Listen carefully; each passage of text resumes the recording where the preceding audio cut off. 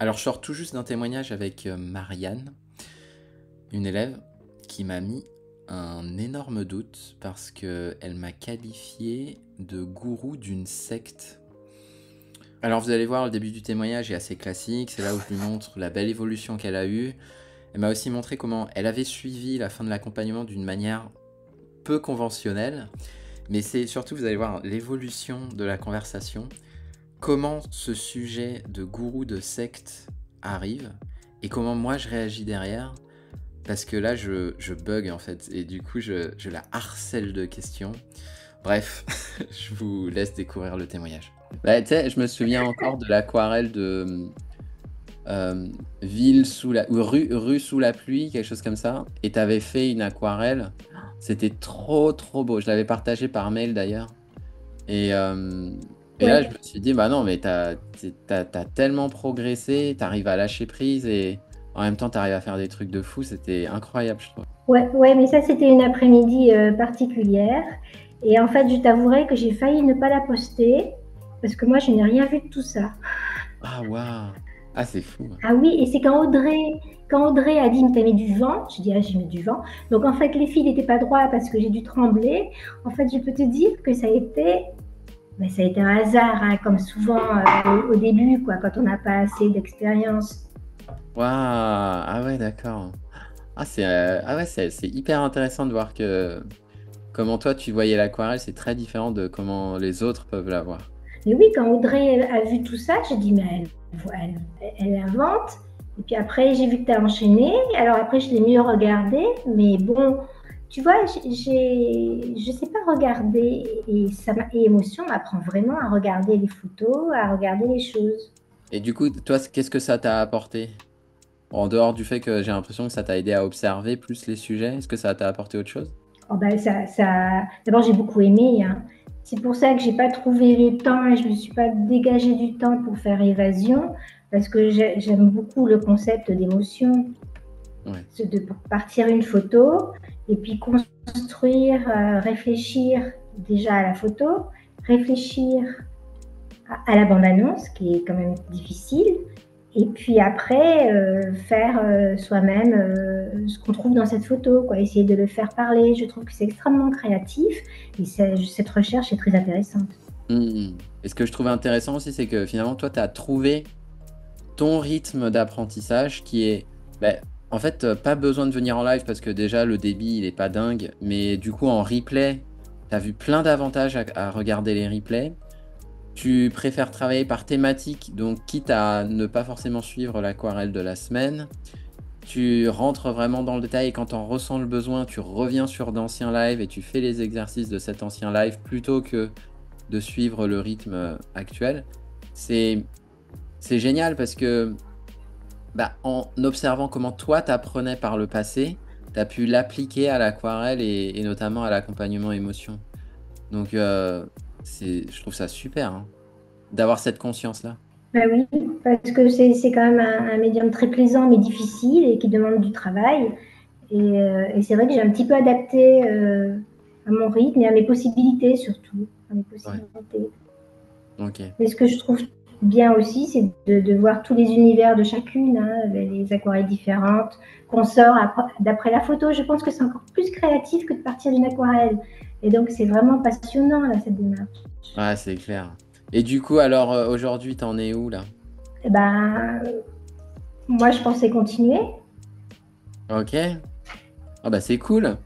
Non, non, Euh, puis c'est vraiment intéressant. Moi, ça m'occupe, je suis à la retraite, donc ça occupe une partie de ma journée. Et puis, ça aide à réfléchir, tu vois, ça fait quand même travailler un peu intellectuellement.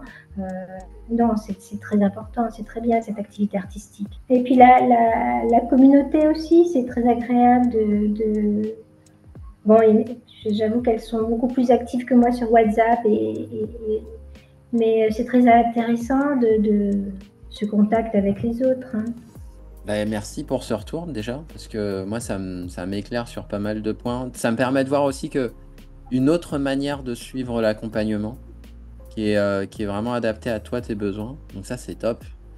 Ça permet de voir qu'on n'a pas besoin de suivre le truc de manière scolaire et avec une seule façon de faire. Donc ça, c'est inspirant. Non, mais Bah, que je trouve quand même hyper consciencieux parce que malgré tes week-ends en Amérique et tes vacances, t'as pas arrêté de travailler, hein.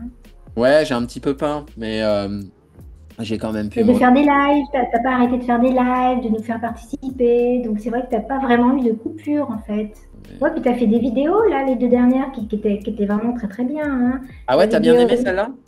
Ah oui, alors moi j'ai beaucoup aimé celle sur le séjour à San Francisco et puis celle sur la fascination de l'objet brillant, hein. Ah ouais, c'est vrai, ça t'a parlé?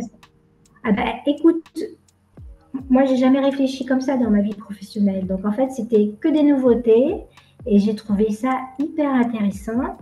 Et, et alors, puisqu'on t'a fait un séjour authentique, je vais te dire qu'au début je me demandais si on faisait pas partie d'une secte, le groupe d'aquarelle avec toi, le grand gourou. Attends, attends. Quand est-ce que tu t'es dit ça? Alors, ben, je me suis dit au début, quand j'ai commencé avec toi, je me suis dit, après, je me dis, oh, est-ce que ça fait pas partie d'une secte avec le gourou Rémi et tout ça, donc avec le groupe Tu sais, tu te poses des questions bizarres des fois. Et je t'avoue, parce que comme tu as fait ton stage authentique à San Francisco et que tu t'es pas gêné pour dire à l'autre ce que c'est, donc j'ai beaucoup aimé ton honnêteté dans l'objet brillant de la fondation. Ça m'a beaucoup intéressé cette façon de voir les choses parce que moi j'étais à milieu de cette façon de réfléchir en fait. Ah ouais, ah, c'est super intéressant. Ah, merci Dans, pour dans ton... mon milieu professionnel, dans mon milieu professionnel, donc j'étais plus dans l'action que dans la réflexion et donc du coup, je trouvais ça très juste. C'est tombé à pic. Enfin, c'était vraiment très bien. Ah, c'est top. Ouais, c'est bien parce que en fait, sur YouTube, maintenant, je le vois plus comme un journal de bord personnel plutôt qu'un recueil de tutoriels. Parce que pour moi, le recueil des tutoriels, Ouais. il est plus si pertinent que ça. En fait, ce que je comprends, c'est que lorsque tu as commencé à rejoindre les accompagnements que je proposais ou les formations que je proposais, tu t'es demandé est-ce que c'est pas une secte avec le gourou Rémi, c'est ça? Exactement. Et pourquoi tu t'es dit ça? Qu'est-ce qui te faisait dire ça? Eh ben, alors, je vais t'avouer encore, comme tu m'avais demandé quand même, c'était une grosse participation au premier truc, au mois de janvier, donc je me suis dit, voilà, tu te demandes où tu mets les pieds, et puis après, au fil des lives, au fil des mois, j'ai vu que c'était... mais au départ, c'est vrai que tu te dis, oulala. Ok. Excuse-moi, je reviens sur cette histoire de gourou et de secte. Ah, Et en fait, je vais te dire pourquoi, parce que j'ai fait un témoignage avec Marie-Laure qui est dans Évasion pour le coup. Et en fait, elle m'a dit, non, mais moi, quand je voyais ça, alors que j'étais pas encore dedans, quand je voyais ça, je me suis dit, mais les gens, ils viennent chez toi, mais après, ils partent plus, en fait. Et alors, tu vois qu'ils ont l'air beaucoup mieux, ils ont l'air mieux dans leur peau, tu vois qu'ils ont progressé, donc forcément, je me suis dit pourquoi pas, mais en même temps, quand tu vois de l'extérieur, en fait, tu te demandes si t'es pas un gourou et si c'est pas une secte, tout ça. Et t'es là, du coup, t'es pas la première personne à m'en parler. Et je me dis, mais qu'est-ce que je fais? Qu'est-ce qui est... et vu de l'extérieur, en fait, bah, si toi tu l'as pensé, si Marie-Laure l'a pensé, c'est que d'autres personnes le pensent. Et du coup, c'est un point qu'il faut que j'adresse. Quand t'étais pas dans le programme, qu'est-ce qui spécifiquement t'a fait penser que c'est peut-être une secte avec Rémi le gourou?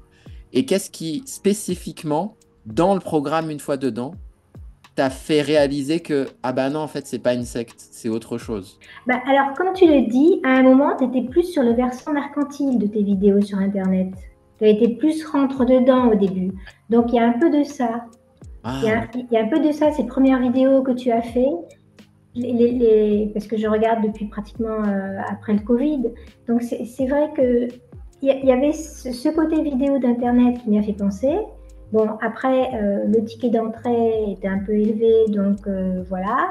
C'est une impression que j'ai eue, tu sais, c'est vraiment un peu en caricaturant, hein, mais ça a vite disparu en voyant ton professionnalisme et puis tout ce que tu donnais pendant les lives, quoi. C'est d'une transparence et tu cherches à aider et tu as une patience infinie, Rémi. Tu as une patience infinie. Parce que tout le monde pose toujours les mêmes questions et donc tu reviens toujours sur les mêmes trucs, comme tu dis. pas assez d'eau, pas assez...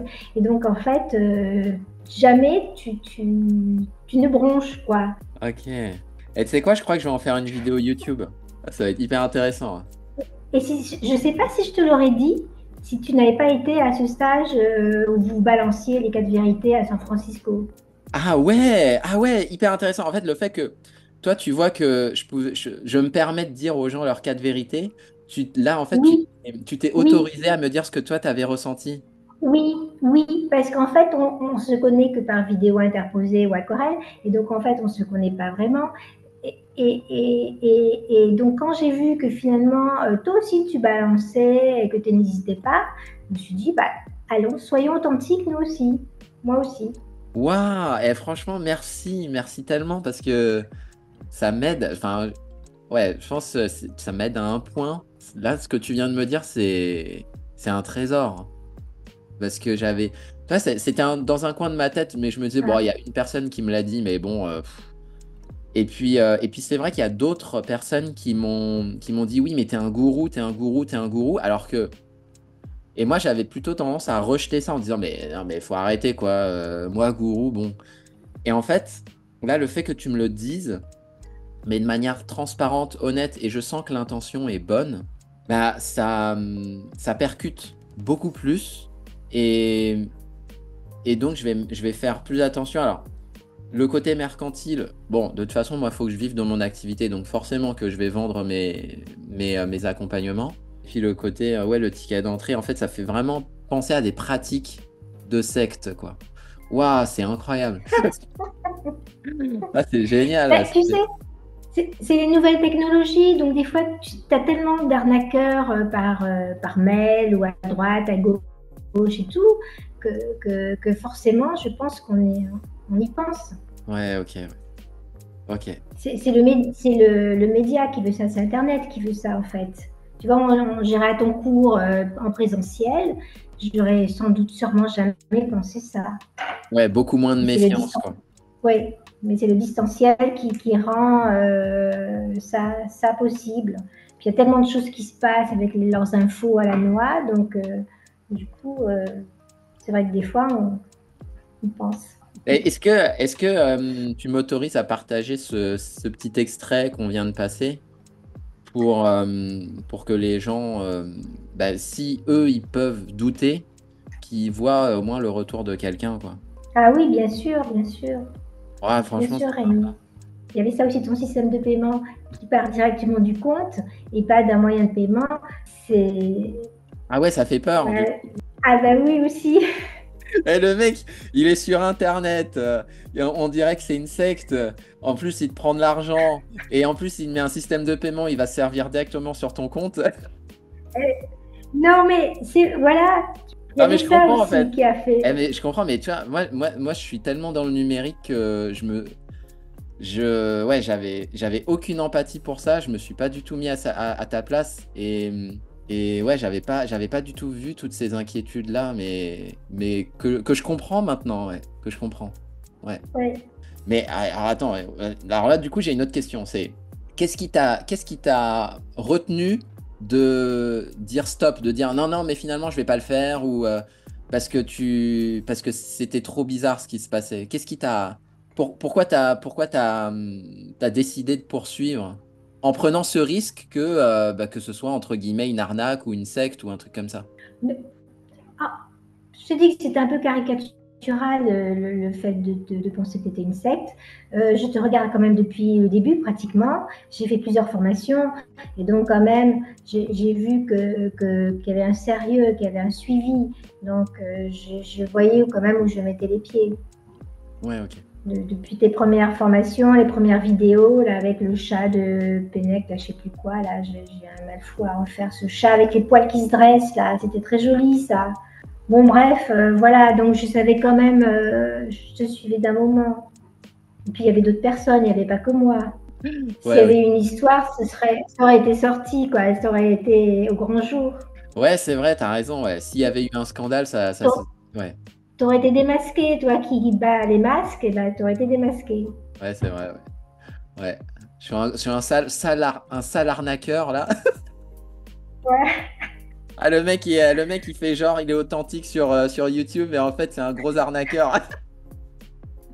Mais écoute, quand tu regardes les histoires, enfin bon, Ah oui, attends, ça rappelle, comment elle s'appelait je crois que c'est une milliardaire, la Bettencourt, Liliane Bettencourt, et puis il y avait un mais gars, oui, c'est ça. ouais, c'est ça, qui était dans, Jean-Marie Barnier. c'est Jean-Marie ça, c'est Barnier. ça. Non, non, puis j'ai lu un livre où le type, il arnaquait les femmes, quoi. Il avait bigame, il avait deux, trois foyers en même temps, puis il racontait n'importe quoi aux femmes. Donc, t'as quand même des drôles de personnages, hein. Ah ouais. Ah non, mais c'est hyper intéressant, franchement, ça m'aide tellement parce que du coup, ouais, si à un moment j'ai l'occasion de rassurer les gens là-dessus, et j'espère d'ailleurs que notre conversation, elle pourra rassurer quelques personnes qui pourraient se poser des questions, bah, j'essaierai de le faire. J'essaierai de mettre un petit peu plus de conscience là-dessus parce que c'est vrai, en fait, il y a tellement de trucs sur Internet. Moi, je me sens tellement déconnecté de ça que j'avais même pas réalisé on pouvait se poser ce genre de questions. Mais c'est vrai que d'une part, s'il avait dû se passer Là, quelque chose, ça se serait déjà passé. D'autre part, oui. je suis quand même exposé publiquement sur Internet, donc je prends quand même un risque qui est énorme si c'est pour arnaquer les gens. Et puis effectivement, les personnes qui ont déjà testé mon contenu, qu'il soit gratuit ou payant, ils peuvent déjà se faire une idée de la personne que je suis. Donc, même si le risque zéro n'existe pas, bah, c'est ça, j'ai l'impression, qui, toi, t'a fait dire, bah, vas-y, j'y vais quand même, même si il y a plein de choses qui me mettent le doute. Bah, j'y vais quand même parce que jusqu'à présent, j'ai jamais eu de problème avec Rémi, en fait. Oui, puis le doute a été rapidement levé. Mais c'est sûr que si ça peut rassurer, parce que quand même la moyenne d'âge de tes élèves fait qu'elles ont peut-être une méfiance vis-à-vis du numérique. Donc je pense que ça peut peut-être être utile Ouais. finalement. Ouais, ouais, bah franchement, merci, hein, Marianne.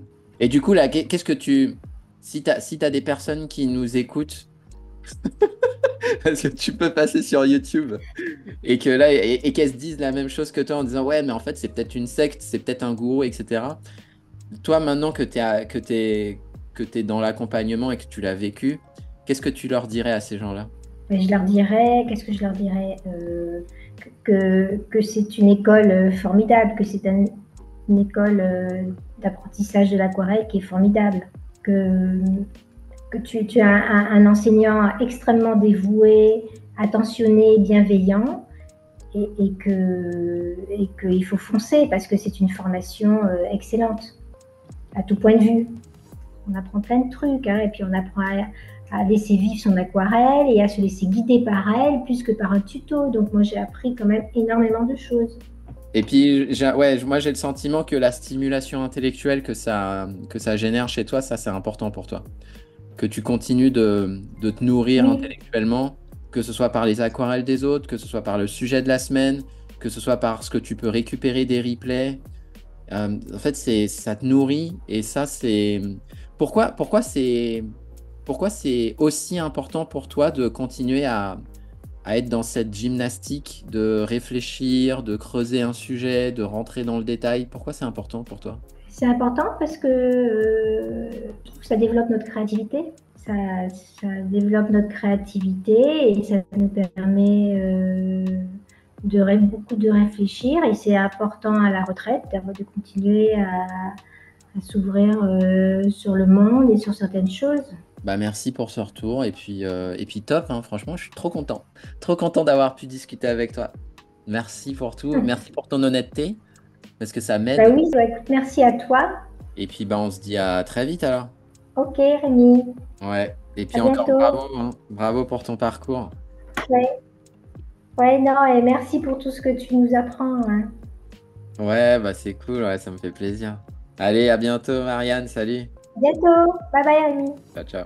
Alors je pensais pas mettre cette vidéo en ligne du tout, mais je me dis que c'est important d'apporter le point de vue de Marianne pour deux raisons. La première, c'est que elle est peut-être pas toute seule. Il y a peut-être d'autres personnes qui ont les mêmes doutes qu'elle.